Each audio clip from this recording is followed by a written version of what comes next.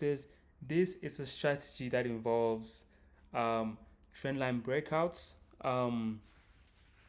with the super trend strategy, and I'll show you guys how it works just now.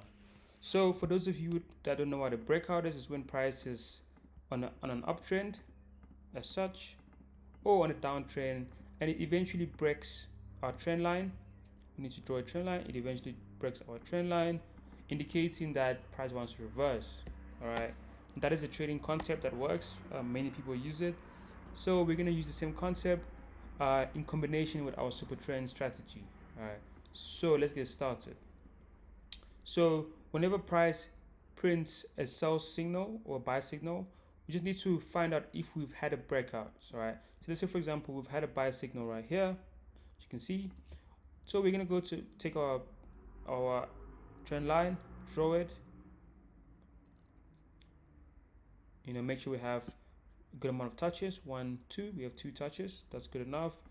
The third touch, you can see we had a buy signal right here, but you will not take it unless price breaks our trend line. Price has broken our trend line and confirmed that we're going up. You see we had a nice trade right there, and we had a buy signal right here, as you can see. That was a buy signal right here. We had our trend line broken. We had a fair amount of touches there, and we had a buy signal breaking right through the trend line, and that was a glorious buy as well. Stop loss here, take profit up here, and yeah, man, I feel like that was great. That was a great buy. And here as well, we are going to consider this as well. Trend line break, buy signal, buy signal, and yeah, I feel like that was a good trade as well. So this combination works well, especially with a moving trend.